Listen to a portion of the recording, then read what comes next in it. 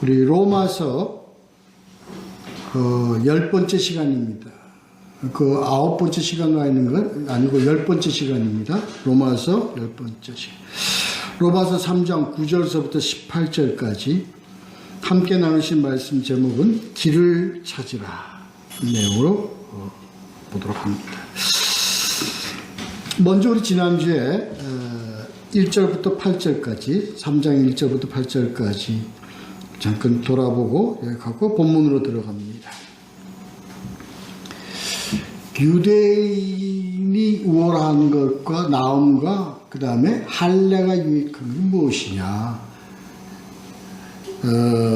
유대인이 그 특권을 갖고 있다는 것 한마디로 딱 요약하면 바로 하나님의 말씀을 맡은 것이십니다.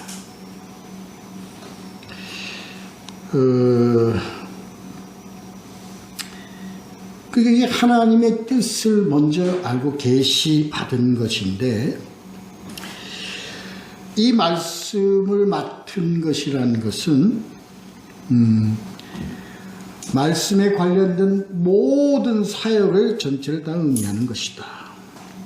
말씀을 듣고 깨닫는 것부터 시작해서 말씀을 전승하고 가르치고 그리고 전파하는 것까지 이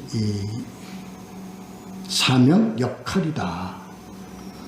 이것은 오늘날 교회에 주어진 사명과 같습니다.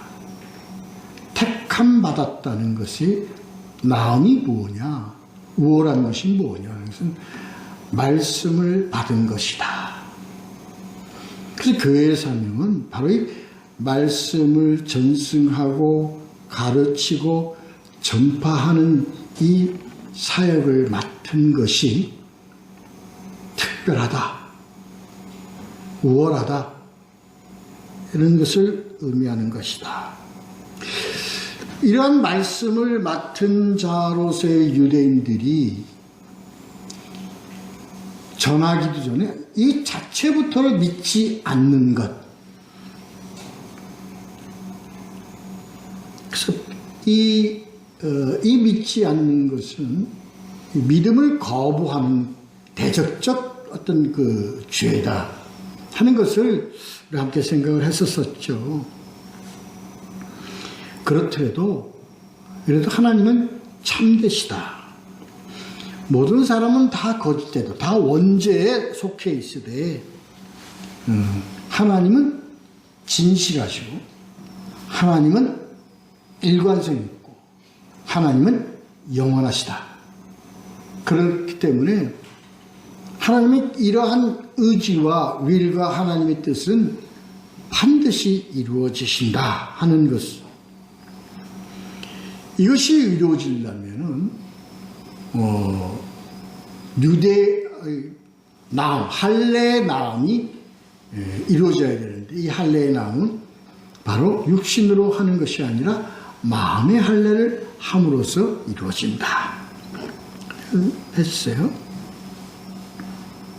그렇기 때문에 이 마음의 할례를 어떻게 말씀에 순종함으로 의해 바로 하나님의 진리에 예수 그리스도에 이룰 수 있다 하는 그런 내용이었습니다. 그렇기 때문에 예수를 거부하거나 예수를 믿지 않는 자에게 내려지는 하나님의 진노와 심판은 너무나 당연한 것이다 하는 것이 지난주에 요약입니다. 우리는 지금 1장, 2장, 3장을 보면서 우리가 지금 일관성 있게 지금 나아가고 있는 방향이 바로 뭐냐? 복음이 우리에게 왜 꼭 절대적으로 필요한가에 대해서 우리가 지금 단계적으로 논하고 있습니다. 그래서 지금 우리가 지난주까지 우리가 본 것은 유대인이나 헬라인이나 모두가 다 죄인이다. 그렇기 때문에 이 복음이 필요하다는 논리로 우리가 여태까지 해왔습니다. 근데 오늘 이제 9절서부터 18절까지는 그러면 어떠하냐 이렇게 시작되어집니다. 그래서 오늘 주어지는 말씀은 자 그럼 우리 하나님께서 이제 우리 신약에 우리가 예수 그리스도로 인하여 우리가 택함 받은 우리 다시 말해서 그리스도인들은 어떠하냐 이로부터 시작되는 겁니다. 근데 이것을 이제 그 논증해 가는 과정에서 그리스도인들 우리도 마찬가지로 죄인인데 왜 죄인인가에 대한 것을 바울이 구약 성경을 가지고 기록된 바에 의해 놓고 논쟁을 지금 이제 풀어나가는 내용입니다. 그래서 선언하였느니라 이렇게 이제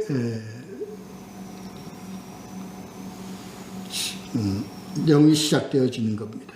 자, 먼저요 9절만 먼저 보도록 하겠습니다. 그러면 어떠하냐? 우리는 나으냐?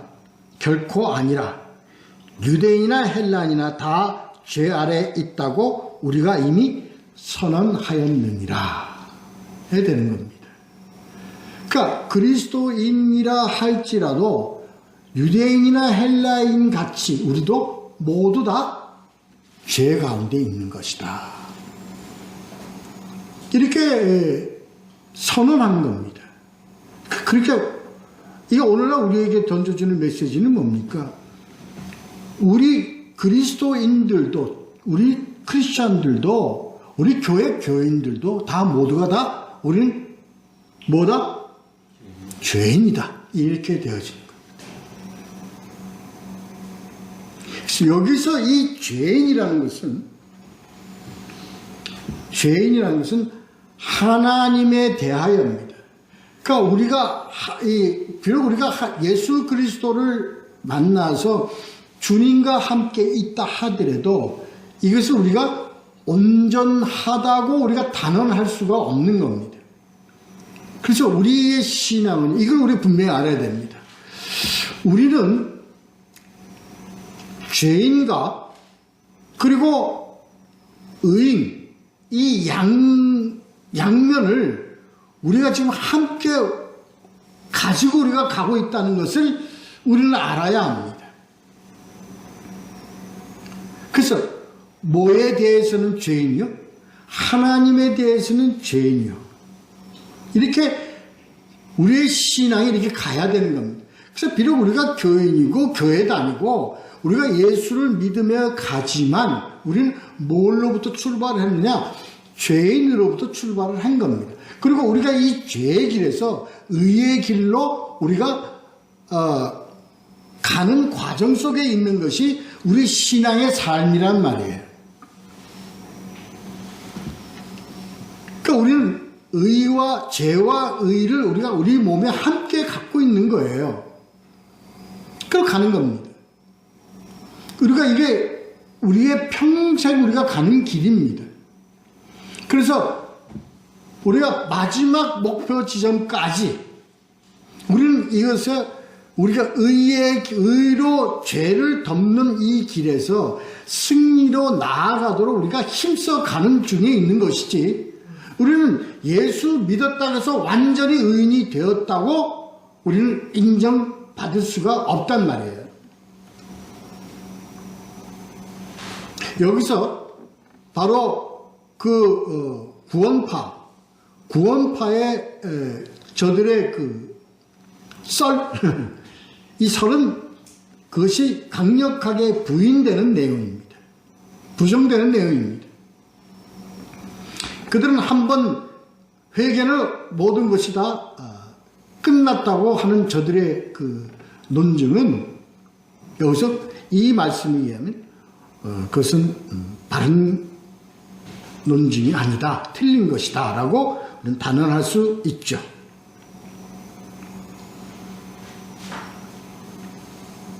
그러면 우리는 나으냐? 그렇지 않다 하는 것의 죄의 보편성입니다. 왜냐? 우리는 항상 뭐 속에 있냐면요. 우린 원죄 속에 있기 때문에 그렇습니다. 그래서 이 원죄는 어느 지정된 자에게 있는 것이 아니라 모든 자에게 다 보편적으로 있는 것입니다. 우리가 신앙 자체가 왜 필요한가 하면, 우리 하나님이 우리에게 왜 필요한가 하면 이것 때문에 필요한 것이기 때문에 그렇습니다.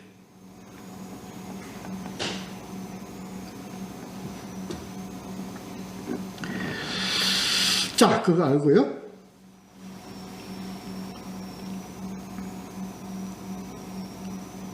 이러한 내용을, 그래서 이 바울이 여태까지 끌어온 논증은, 유대인은 오해자가 있죠? 율법을 가지고 범죄한 것이고, 또 이방인 헬라인들은 율법 없이 그들은 범죄한 거예요. 율법 없이 범죄한 것은 우리가 다 했죠. 한꺼번에 모든 인간들에게 주어진 것인데, 그것이 바로 양심이다. 양심이 그들에게 율법이 되었느니라. 그래서 죄인입니다.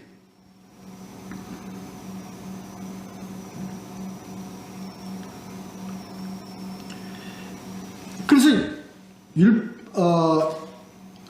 유대인과 헬라인이 모두가 죄인인 것 같이 예수 그리스도를 믿는 자들도 하나님을 믿고 가지만, 우리는 뭐 속에 있는 자들이에요? 원죄 속에 있는 자들이기 때문에 원죄와 영생의 이 과정을 우리가 영생으로 가서 끝내는 그 점에 종말에 우리가 승리의 면류관을 받을 때까지 끊임없이 가야 될 길입니다. 그래서 우리도 항상 죄인이라는 존재를 항상 인식하고 가야만 합니다. 그래서 항상 우리는 뭐예요? 회개하며 주님의 복음으로 의롭게 인정받으며 끊임없이 가는 겁니다. 이 원리를 잘 기억을 해야 합니다. 자, 이것을 바울은 어디에 비추어서 이것을 우리가 논증을 하느냐? 구약에 비춰서 논증을 합니다.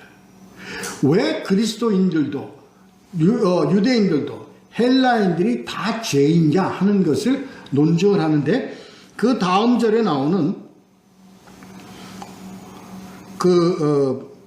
3장 17절서부터 마지막 18절의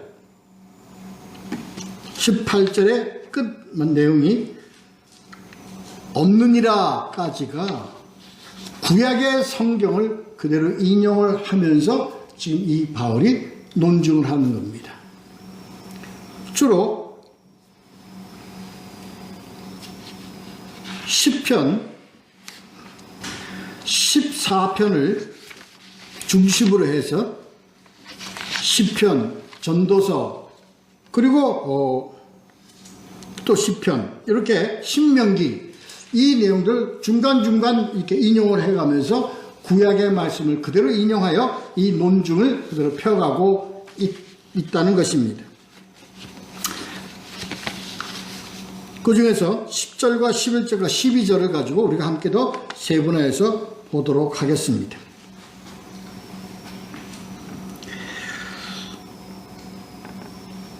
기록된 바, 이렇게 돼요. 의인은 없나니 하나도 없으며 깨닫는 자도 없고 하나님을 찾는 자도 없고 다 치우쳐 함께 무익하게 되고 선을 행하는 자는 없나니 하나도 없도다. 이게 왜 우리가 죄인인가에 대한 것은 설명입니다. 어디에? 구약에.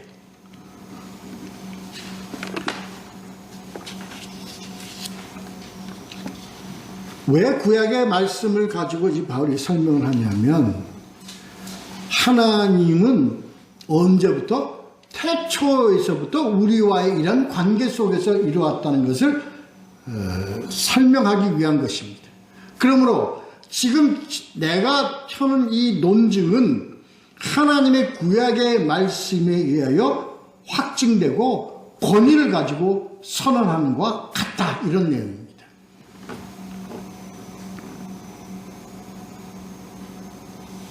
그래서 이 바울의 이 선언은, 이 구약의 말씀이 따라서 선언하는 것은 바울의 복음 전체를 요약한 것이 다 구약에 근거한 선언이다. 첫째는 뭐냐? 의인은 없나니 하나도 없으며,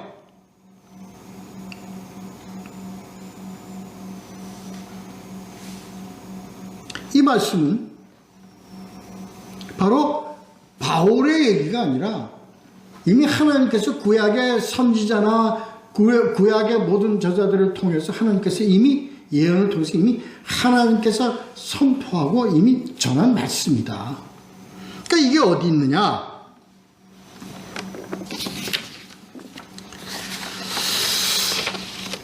시편 53편 3절에 이렇게 나와 있습니다.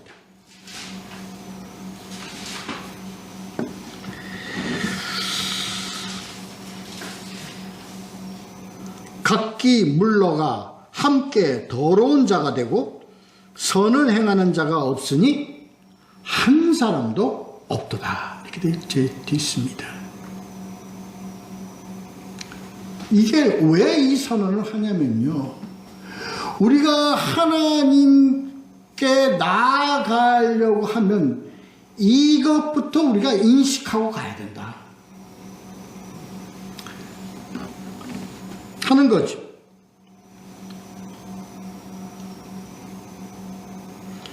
예수님께서 이것을 들어서 마태복음 19장 17절에 이렇게 예수님께서 말씀하셨습니다. 예수께서 이르시되 어찌하여 선한 이를 내게 묻느냐? 선한 이는 오직 한 분이시니라. 네가 생명에 들어가려면 계명을 지키라. 그래서 이게 무엇과의 관계입니까? 옛날로 말하면 율법과의 관계고, 그리고 오늘날은 바로 복음과의 관계입니다.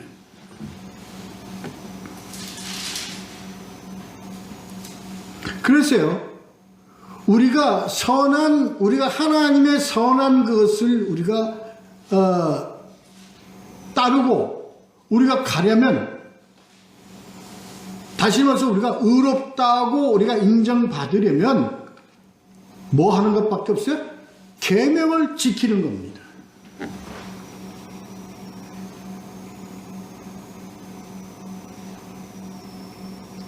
그 우리가 했잖아요. 이렇게 계명이라는 것이 뭐냐? 우리에게 주어지는 계명이라는 게 뭐냐? 하나님을 사랑하고 이웃을 사랑하는 거예요. 그래서 이것을 알려면, 이 계명을 알려면 우리가 뭘 알아야 됩니까? 하나님의 말씀에 대해서 알아야 된다는 거예요. 그게 순종하는 것이 하나님의 우리가 복음을 깨닫고 알게 되어서 뭐를 우리가 깨닫게 되느냐? 계명을 깨닫게 되는, 이 계명이 뭐냐? 하나님 사랑하고 이웃 사랑하는 것이다. 이걸 깨닫는 자가 없다. 깨닫는 자가. 11절.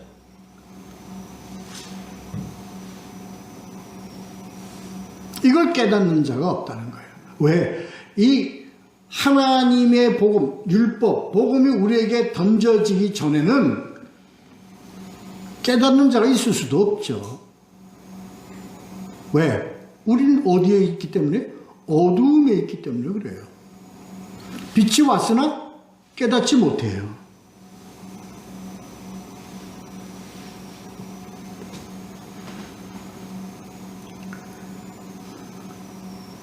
그래서 이걸 깨달으려면 우리는 무슨 빛을 받아야 되고, 아니 무슨 뭔가 하나님의 무슨 그런 어떤 터닝 포인트가 무슨 그렇게 우리가 자꾸 생각을 하는데 하나님이 강권적으로 역사해서 우리한테 하나님은 이미 우리와 만남을 이루기 위해서 하나님께서 우리에게 주신 것이 있으니 그 빛이 바로 뭐냐? 말씀이다. 그 말씀이 기록된 것이 성경이다. 그래서 바울이 기록된 바다, 이렇게 말씀을 하시는 거예요. 시편 53편 2절에 아까 읽은 3절을 읽었는데 이번엔 2절입니다. 하나님이 새 하늘에서 인생을 굽어 살피사 지각이 있는 자와 하나님을 찾는 자가 있는가 보려 하신즉, 지각이 있는 자라는 게 뭐냐? 깨닫는 자가 있는, 깨닫는 자를 얘기하는 겁니다. 우리는 뭘로 깨닫죠? 우리는 깨달을 수 있는 방법은 딴 거 없습니다. 무엇을 통해서 깨닫습니까? 말씀 복음을 통해서 깨닫는 겁니다. 그 복음을 통해서 깨닫도록 하나님께서 우리를 인도하시는 분이 바로 성령님이세요. 그래서요, 먼저 뭐예요? 들어라 이거예요. 말씀을 보라, 들어라 이겁니다. 그리고 깨닫는 과정 속에서 하나님이, 보는 자에게 하나님이 성령으로 깨닫게 해주시는 이 관계.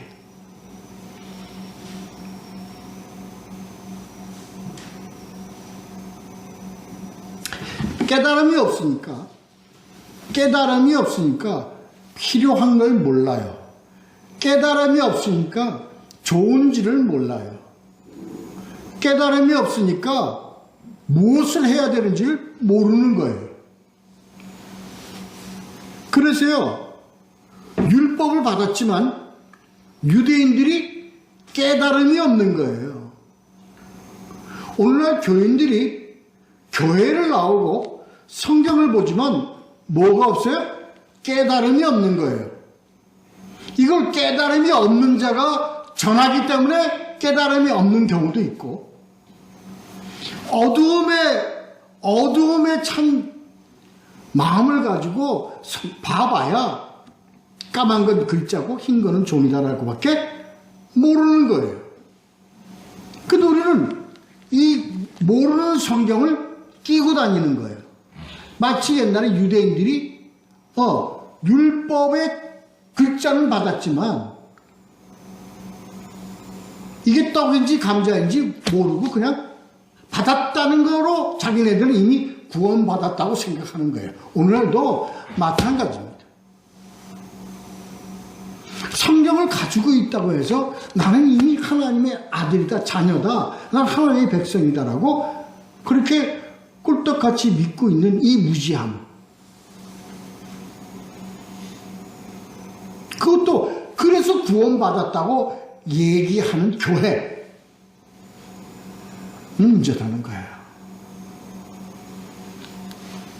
나와 있잖아요. 뭐 하려면? 바르게 행위 하려면 깨닫는 자가 되어야 되는 거예요. 깨달아야 하나님으로 우리가 달려가게 되는 거예요. 하나님을 추구하며 가는 거예요. 예수 그리스도를 추구하면서 갈 수 있는 거예요. 그게 11절의 말씀입니다. 깨닫는 자도 없고 하나님을 찾는 자도 없고, 당연히 안 찾죠. 그래서 성경을 보나 깨닫지 못하는 자들이 와서 예배는 보는데 누구는 추구 안 해요? 예수는 추구 안 하는 거예요. 뭘로 가요? 나는 그냥 표식으로 가는 거야. 예식으로 가는 거야. 그저 난 세례 받았다. 아니 목사님이 손 얹고 안수해서 세례를 주셨다. 그래서 난 세례 받았기 때문에 난 구원받은 자다.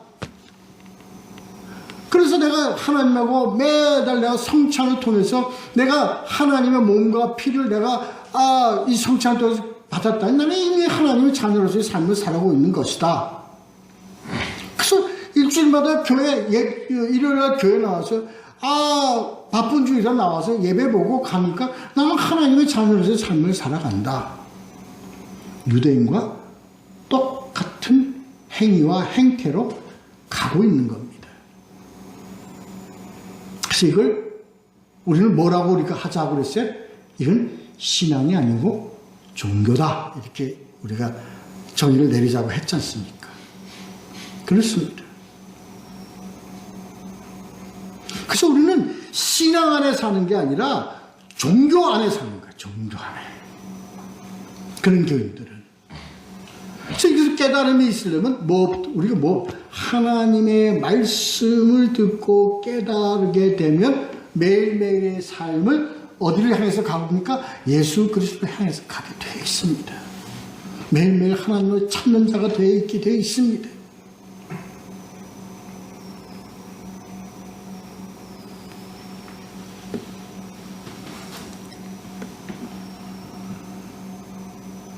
그러니까 하나님을 찾는 자가 없다는 것은요, 하나님 없이 나는 내 힘으로 살겠다는 그 자기중심적 삶과 바로 연결이 됩니다. 왜 필요한가를 모르기 때문에 그랬어요. 왜 필요한가? 하나님이 왜 우리에게 필요한가? 복음이 왜 필요한가를 모르고 사는 거예요.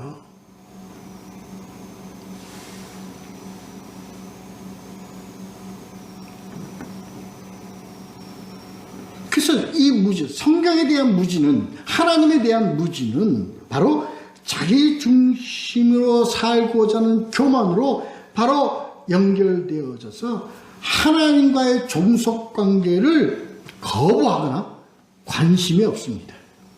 하나님의 종속관계가 뭡니까? 내가 하나님의 자녀인 것을 나는 거부하는 거예요. 하나님의 부모의 보호하심과 부모의 인도하심을 부정하는 겁니다. 왜?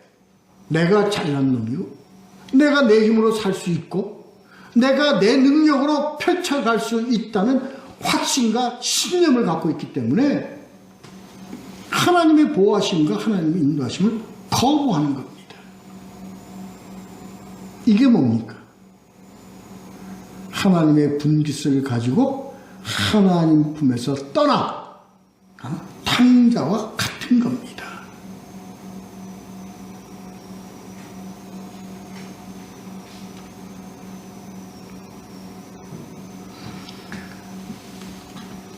시편 52편 7절에 이렇게 나와 있습니다. 우리가 자세히 봐야 합니다. 이 사람은 하나님을 자기 힘으로 삼지 아니하고 오직 자기 재물의 풍부함을 의지하며 자기의 악으로 스스로 든든하게 하던 자라 하리로다. 이게 좀 그걸 구약적 표현으로 표현한 것입니다. 하나님을 자기 힘으로. 그러니까 내 힘은 나의 모든 힘은 어디로부터 나온다? 하나님으로부터 나온다는 그런 믿음으로 살지 않고 자기 재물, 아주 물질이 풍부함으로 자기의 능력을 과시하며 자기의 악으로 스스로 든든하게 하는 게 자기 교만으로 자기를 든든하게 꽉 찼단 말이에요. 이것을 예수님은 뭐라고 표현했느냐? 부자라고 표현한 겁니다. 이들은 어떻게 해요? 낙타가 바늘 구멍으로 들어가는 것보다도 더 어렵다. 이렇게 설명을 하셨죠. 그러니까 그것은 부자라는 것은 물질도 물론 포함되어 있지만 물질보다는 뭐로 부자가 된 자예요? 자기 악으로, 자기 중심으로 가득 찬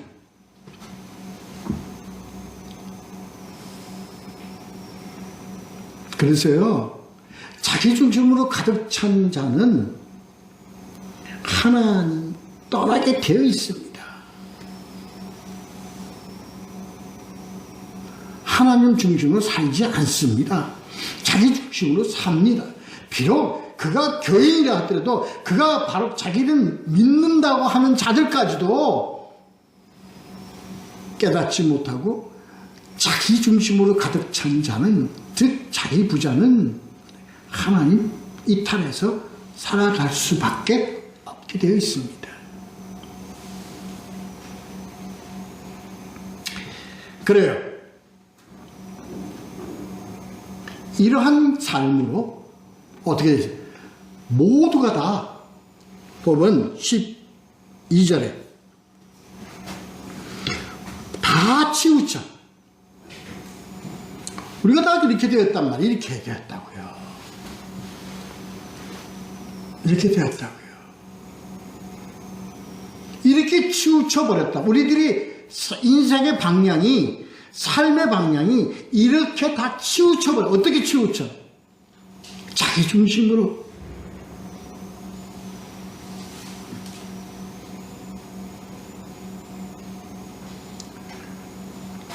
그래서 개인 중심이고 자기 중심이고, 우리 교인들도 자기 중심이고, 그리고 개교의 중심이고. 그 뭘 어기는 거예요? 이거는 계명을 어기는 겁니다. 계명을 어긴 자라는 건 뭐예요? 깨닫지 못하기 때문에 어기는 거예요. 뭘 어겨요? 하나님 사랑하고 이웃 사랑하는 거. 이걸 어기는 거예요. 왜 하나님을 사랑하지 않죠? 자기를 사랑하기 때문에. 자기를 가득 차. 철저히 자기 중심, 자기 가족 중심, 자기 가정 중심, 자기 교회 중심, 자기 공동체 중심.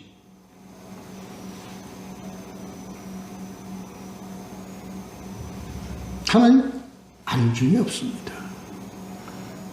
그런 자를 복 주시는 하나님이라고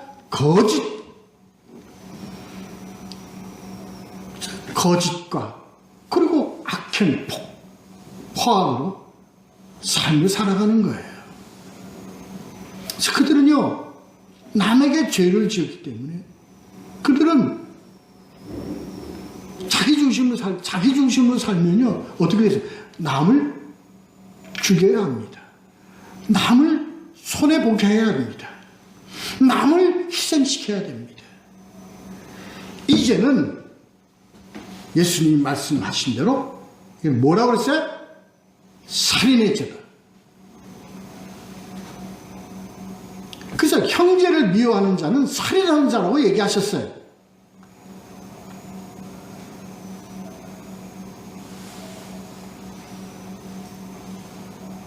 오늘날 세상이 그렇게 되어 가는 거예요. 그렇게 되어 가고 있지 않습니까? 개개의 중심, 개인 중심, 이웃과의 관계는 철저하게 벽을 쳐요. 뭐든지 경쟁해야 되고, 뭐든지 다퉈야 되고, 개인과 개인, 사회와 사회, 지방과 지방, 국가와 국가.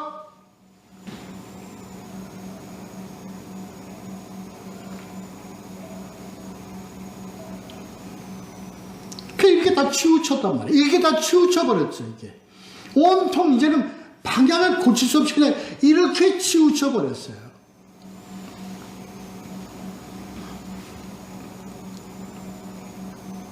끊임없이 하나님을 반역하는 길로 가게 되었다, 이 얘기입니다. 역사가 그렇게 되듯이. 그래서 역사는 무슨 역사였습니까? 평화의 역사였습니까? 참말의 말씀이에요. 무슨 역사였습니까? 피의 역사였습니다. 모든 역사가 이웃 나라를 침공해서 학살하고 죽이고 피를 흘리고 그렇게 해서 자기가 올라서고 이런 것이 되풀이되는 것이 우리 지구상의 인류의 역사였습니다. 우리나라만 봐도 그렇지 않습니까? 자기 땅에서만 잘 살면 되지. 주어진 거 감사하게 살면 되지. 정보게끔, 야여게끔. 그래서 수십만 대군을 이끌고 이웃나라를 침공해서 온갖 민족들을 학살하고 박해하고, 이게 우리나라 온 세계 역사가 다 그렇습니다. 이게 지금 구체 설명이 되면 하나님께서 그렇게 내버려 두사, 이게 하나님의 뜻과 하나님의 그 의지를 정반대되는 방향으로 이 역사가 흘러왔다는 거예요. 할 수 없이 하나님 레디비 버려두사 역행하도록 그냥 내버려 두신 거예요. 왜?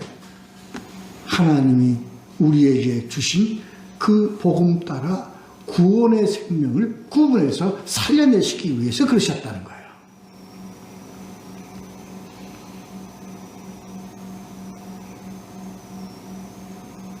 그래서 하나님 편에서 봤을 때 우리에게 아무 무의미가 없게 되어버려요. 의미가 없어요. 그래서 우리 인생은 뭐라고요? 우리 인생은 무의미해. 아무 의미가 없어. 전도서 1장 2절 3절 전도자가 이르되 헛되고 헛되며 헛되고 헛되니 모든 것이 헛되도다.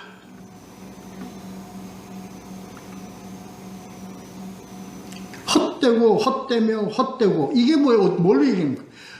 우리 인생 계속적으로 역사적으로 되풀이하면서 이렇게 살아갔다. 어떻게 살아갔다? 헛되고 헛되며 헛되고 이렇게 살아갔다는 거예요.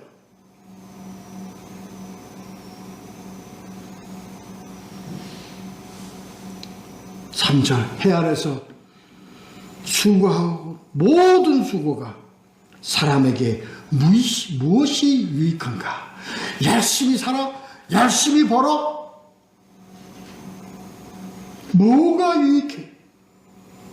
모든 것 다 가져도 예수님 오늘 밤 네 영혼을 불러가면 너에게 이 물질과 이 모든 것이 너에게 무슨 소용이 있는 거냐? 헛되고 헛되고 헛되도다. 우리는 이렇게 가고 있는 거예요. 오늘날 역사가 이렇게 가고 있는 거예요. 교회에서 오만 부정을 다 저지르고 아무리 높은 자가 되고 유명한 자가 되고 하면 뭐예요? 헛되고 헛되고 헛되도다. 왜 헛되고 헛되고 헛되도다고 했어요? 하나님께서 영생하고 관계가 없기 때문에 그렇습니다.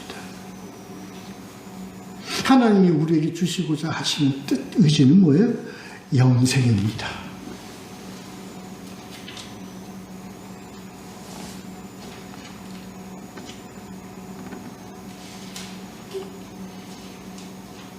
그래서 선을 행하는 자란 12절에 선을 행하는 자란 바로 하나님입니다. 하나님을 행하는 자라는 게 바로 뭐냐? 계명을 깨닫고 행하는 자예요. 계명을 깨닫고 행하는 자입니다. 이 계명이 뭐라고요? 하나님 사랑, 이웃 사랑입니다.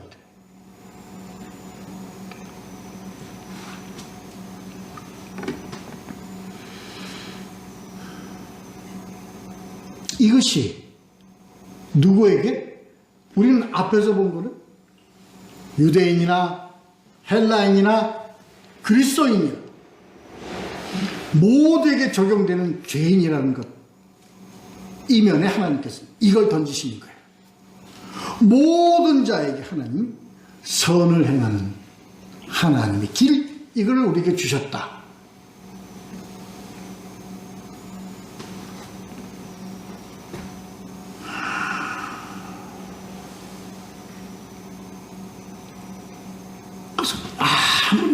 깨닫고, 그리고 이 깨달은 것을 우리가 행하는 이러한 자가 무지한 자, 이러한 것을 벗어나는 자가 아무도 없는 이곳에 하나님께서는 우리에게 그 길을 주셨는데, 그게 뭐냐?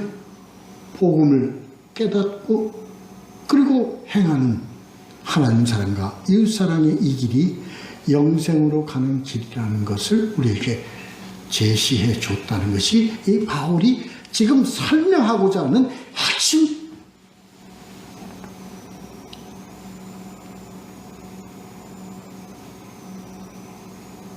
중요한 것이 뭐냐? 그 다음 절 나옵니다. 13절부터 18절까지 읽고 마치도록 하겠습니다. 그들의 목구멍은 열린 무덤이요, 그 혀로는 속임을 일삼으며 그 입술에는 독사의 독이 있고 그 입에는 저주와 악독이 가득하고 그 발은 피 흘리는 데 빠른지라. 파멸과 고생이 그 길에 있어 평강의 길을 알지 못하였고 그들의 눈앞에 하나님을 두려움이 없느니라 함과 같으니라. 이게 왜 복음이 필요한가에 설명을 하기 이전에 이렇지 어둡고 깨닫지 못하고 어두운 자의 그 입은 이렇게 돼. 그래서 하나님이 이 입이 무슨 입이 되고자 하는 것으로 하나님 우리의 뜻을 이끌어 가시는가를 설명하기 위해서 죄악에 갇힌 그런 자들의 입을 가지고 설명을 하는 겁니다. 무엇 같아? 목구멍은 열린 무덤이다. 여러분, 이스라엘 그 팔레스타인의 그 무덤들은 다 어떻게 생겼어요? 우리나라 무덤과 같지 않고 큰 굴같이 동물 같은데 앞에 입구가 사람이 서서 출입할 수 있을 정도로 큰 문을 가지고 있고요. 그리고 그걸 뭘로 막아요? 돌로 막아요. 우리 예수님의 부활사건 통해서 알고 있잖아요. 무덤이 이래요. 그 안에는 뭐가 있어요? 시체가 있습니다. 시체는 무엇을 의미하는 거예요? 불결한 걸 의미하는 겁니다. 불결한 걸, 더러운 걸 의미하는 겁니다. 그래서 무덤은 크고 화려하게 있지만 그 안에 있는 뭐예요? 더러운 불결한 것이 있는 것을 가지고 하나님은 뭐에다 비교를 하신다? 입을 가지고 비교를 하신 것입니다. 그래서 목구멍은 열린 무덤과 같아. 무덤이 들어가는 입구는 넓고 그 안은 뭐예요? 아주 더럽고 불결한 것이 있다. 왜? 이 유대인 사상은 뭐예요? 시체는 다 불결하고 부정타다고 그들이 취급을 했기 때문에 이렇게 지금 설명을 하는 겁니다. 그래서 더러운 것이 나오기 때문에 무덤으로 설명한 거예요. 그래서 혀로는 뭐예요? 속임을 일삼. 이거 누구에 대한 해당입니까? 깨닫지 못하고 어두운 자들을 두고 하는 얘기입니다. 그들은 혀는 속임을 일삼으며 입술에는 독사의 독이 있어. 내뱉는 말에는 전부 다 독이 있어요.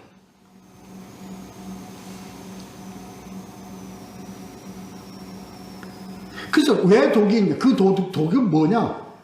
저주와 악독. 이게 오늘날 우리 현실 사회에서 이 세상 속에서 이루어지는 일들입니다. 그냥 그만 오잖아요. 그냥 오잖아요. 상대방에 대하여 비난, 악독, 저주 막 쏟아내잖아요. 이거는요, 남을 어떠한 독이에요? 죽이는 독입니다. 그래서 예수님이 이것을 뭐라고 했어요? 살인하라고 얘기합니다.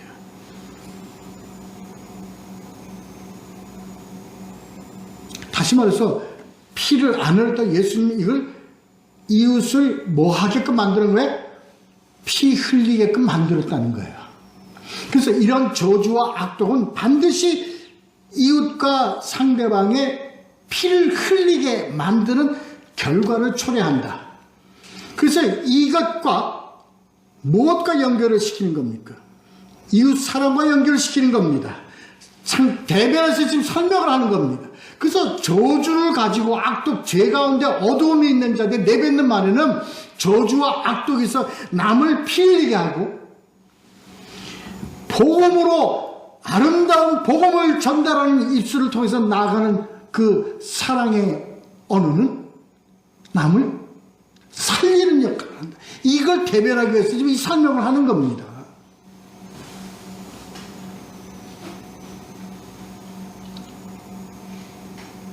그래서 그 발은 피를 흘리는데 빠른 자라. 그러니까 그 말은 바로 상대방을 피 흘리게 만든다는 거예요. 피 흘리게 만든다는 거예요. 이것은 뭐를 설명하기 위한 거예요? 이러한 인간들의 죄 때문에, 이러한 인간들의 그 추악하고 더러운 죄 때문에 피를 흘렸는데 그것을 누가 다 받아서 다 섭취하셨어요? 예수 그리스도가 본인 스스로 이것을 피 흘리심으로 이 모든 죄 또는 죄를 다 토말시키셨다. 뭐만 하면 돼? 이것 의지하는 자들에게 이겁니다.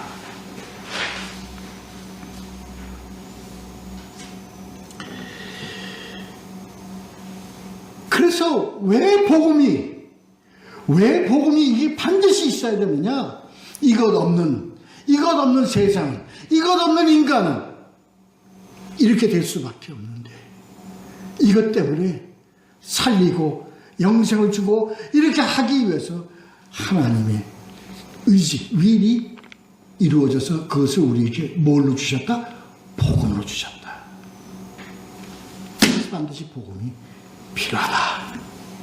이걸 깨닫고 더욱더 하나님의 은혜를 깊이 생각하는, 그리고 깨달아 하나님의 은혜에 감사하는 우리 모두가 되시기를 예수 그리스도의 이름으로 축원합니다. 기도하겠습니다.